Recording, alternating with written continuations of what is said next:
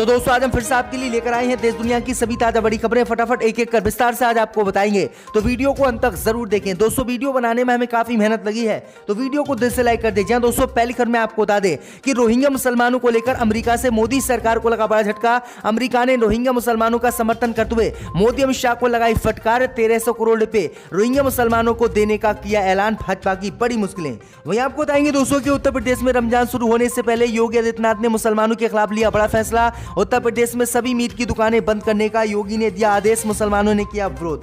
वहीं आपको बताएंगे दोस्तों कि प्रधानमंत्री मोदी की कभी भी भारत में हो सकती है हत्या। प्रधानमंत्री मोदी को फिर से मिली जान से मारने की धमकी, पूरी भाजपा में मचा हड़कंप।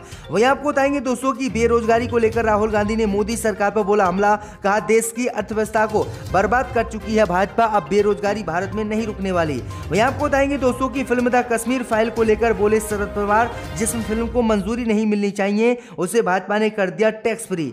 वहीं आपको बताएंगे दोस्तों कि पंजाब से बीजेपी को लगा बड़ा झटका। पंजाब की आम आदमी पार्टी सरकार ने चंडीगढ़ पर पंजाब का पूरा अधिकार प्रस्ताव किया विधानसभा में पास, भाजपा की बड़ी मुश्किलें। तो दोस्तों सभी खबरों को आपको एक एक कर बताने वाले हैं। वीडियो को लाइक कर चैनल को सब्सक्राइब कर दें और हमें कमेंट में बताएं कि आपके जिले किस राज्य से हमारी खबरों को देख रहे हैं। इसी बीच पर तो दोस्तों अगली खबर की ओर, तो मुसलमानों के समर्थन में उतरा अमेरिका। रोहिंग्या मुसलमानों के लिए अमेरिका ने किया बड़े पैकेज का ऐलान, मोदी को झटका। जी हां दोस्तों, आपको बता दें ये बड़ी खबर सामने निकल कर आई दोस्तों कि रमजान से पहले एक बार फिर से अमेरिका ने मुसलमानों का समर्थन करते हुए मुसलमानों के समर्थन में बड़े पैकेज का ऐलान कर दिया है, जिससे मोदी सरकार सहित दुनिया भर के देश हैरान हैं।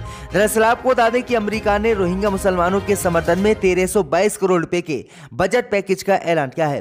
दरअसल आपको बता दें कि मोदी सरकार लगातार रोहिंग्या मुसलमानों को विदेशी बताकर डिटेंशन सेंटर में देश में डाल रही है, लेकिन इसके उलट अमेरिका ने बांग्लादेश के ढाका में रहने वाले रोहिंग्या मुसलमानों के समर्थन में 1322 करोड़ रुपए का पैकेज का ऐलान किया है। और इस पैकेज के जरिए रोहिंग्या मुसलमानों को खाने पीने और स्वास्थ्य सुविधाएं देने का अमेरिका ने ऐलान किया है।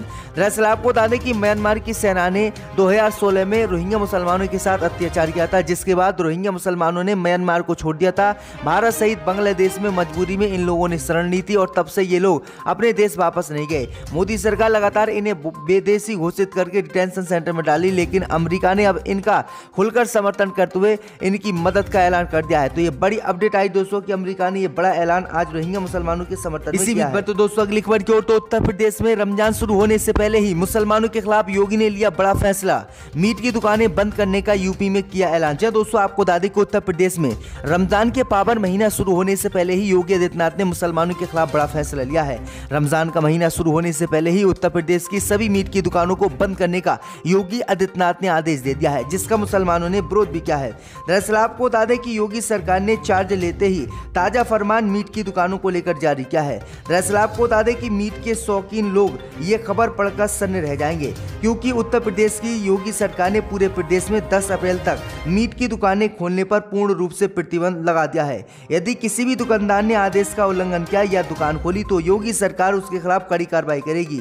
मीट की दुकानें बंद करने के पीछे सरकार का उद्देश्य नवरात्रि शुरू होना है, यानी हर थाना अध्यक्ष को सुनिश्चित करना होगा कि उसके क्षेत्र में कोई भी मीट की दुकान 9 दिनों तक ना खुलने पाए, अन्यथा थाना अध्यक्ष की जिम्मेदारी होगी। तो ये बड़ी अपडेट आज दोस्तों की किस तरह से हिंदुओं के त्योहारों को अब मुसलमानों पर थोपा जा रहा है और मीट खाने पर भी अब प्रतिबंध लगाया जा रहा है, जबकि मुसलमानों का पावन महीना रमजान शुरू हो रहा है। तो ये बड़ी अपडेट आ रही है, आपकी क्या राय इस खबर हमें कमेंट में जरूर बताएं। तो दोस्तों अगली खबर की ओर, तो भारत में प्रधानमंत्री मोदी की हो सकती है हत्या, पीएम मोदी को जान से मारने की फिर से मिली धमकी, भाजपा में हड़कंप। या दोस्तों आपको बता दें कि प्रधानमंत्री मोदी की कभी भी देश में हत्या हो सकती है और प्रधानमंत्री मोदी की जान को खतरा है। दरअसल आपको बता दें कि प्रधानमंत्री मोदी को जान से मारने की एक अजीबोगरीब ईमेल मिली है। इस ईमेल के जरिए आई प्रधानमंत्री मोदी को मारने की इस धमकी की एनआईए जांच कर रही है। दरअसल आपको बता दें कि इस धमकी को अजीबोगरीब इसलिए कहा जा रहा है क्योंकि ईमेल भेजने वाले ने इस धमकी भरे ईमेल में कहा है कि वह आत्महत्या कर रहा है ताकि इस पूरे षड्यंत्र का पर्दाफाश न हो सके। इस धमकी भरे ईमेल में कहा गया है कि पीएम मोदी को मारने के लिए 20 स्लीपर सेल तैयार हैं, उनके पास कुल 20 किलो आरडीएक्स है। ईमेल करने वाले शख्स का कहना है कि हमले की पूरी योजना तैयार हो चुकी है। उसने मेल में ये भी लिखा है कि उसने अनेक आतंकियों से संबंध है। नेशनल इन्वेस्टिगेशन एजेंसी ने इस धमकी भरे ईमेल को खुफिया विभाग और सुरक्षा एजेंसी को भेजा है। जिस मेल आईडी से प्रधानमंत्री मोदी को मारने का ये मेल आया है उसकी गहन जांच हो रही है। तो ये बड़ी अपडेट आई दोस्तों कि मोदी और भाजपा की मुश्किलें बढ़ गई हैं। इसी बीच पर तो दोस्तों अगली खबर की ओर, तो महंगाई को लेकर राहुल गांधी ने मोदी सरकार पर फिर से बोला बड़ा हमला, कहा देश की अर्थव्यवस्था को बर्बाद कर चुकी है भाजपा। जब दोस्तों आपको बता दें कि कांग्रेस सांसद राहुल गांधी इस समय कर्नाटक के दौरे पर हैं। शुक्रवार को बेंगलुरु में एक कार्यक्रम में राहुल गांधी ने भाजपा पर जमकर हमला बोला। राहुल ने यहां कहा कि देश की अर्थव्यवस्था भाजपा की नीतियों की वजह से बर्बाद हो चुकी है।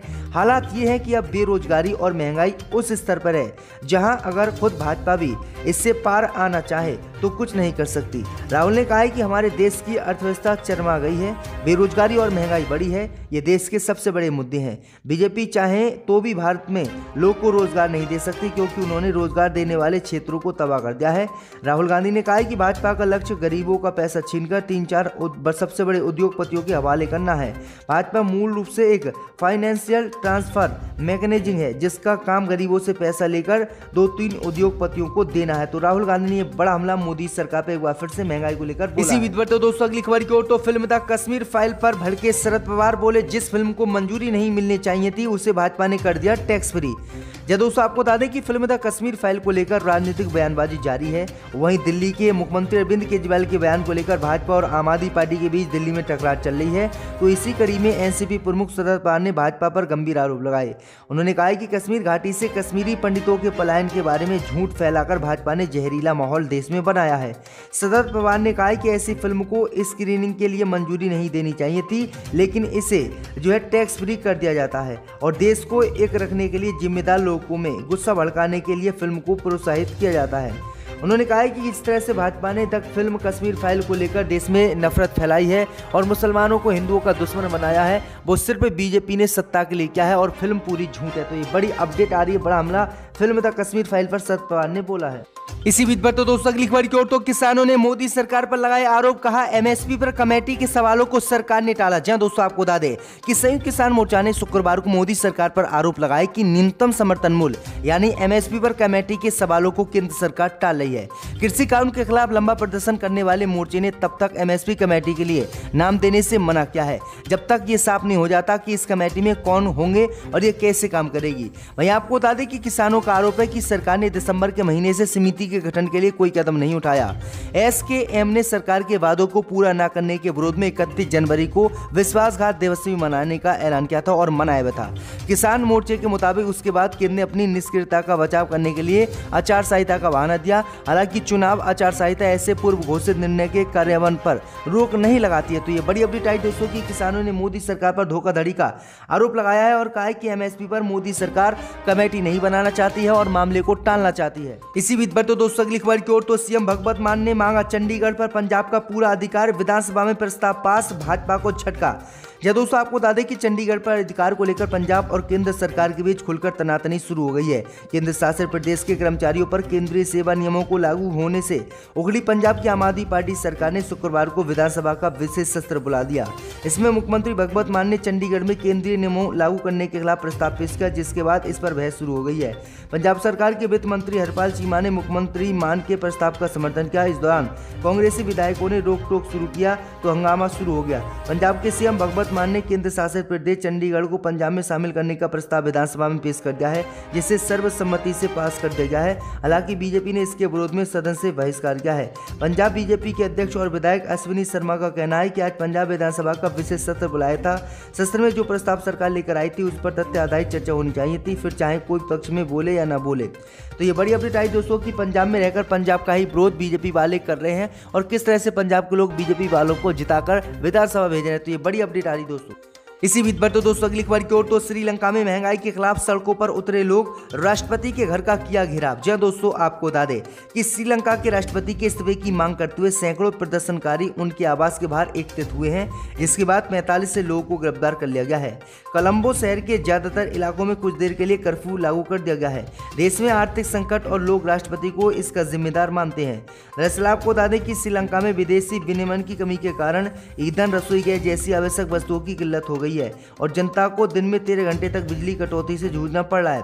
प्रदर्शनकारियों ने गुरुवार को राजपक्षीय सरकार के विरोध में नारे लगाए और उनके इस्तीफे की मांग की। पुलिस के अनुसार प्रदर्शन के दौरान 5 पुलिसकर्मी समेत कई लोग घायल हो गए हैं और वाहनों को आग लगा दी गई है। दरअसल आपको बता दें कि श्रीलंका में महंगाई और भ्रष्टाचार को लेकर लगातार मामला चल रहा है और अब राष्ट्रपति के घर का घेराव किया है और बसें भी लोगों ने फूंकी हैं, जिसमें 45 लोगों को गिरफ्तार कर लिया गया। तो यह बड़ी अपडेट आई दोस्तों। जिस तरह से भारत में महंगाई बढ़ रही है उसी तरह से श्रीलंका श्रीलंका में भी महंगाई ने कमर लोग की तोड़ रखी है। इसी ऐवान में टेबल पर पैसे डाले गए थे। अब कौन उस वक्त यहाँ बैठा था वो अक्लमंद जानते हैं, मगर मैं दोहराना नहीं चाहता। मैंने ये भी देखा था 2006 में कि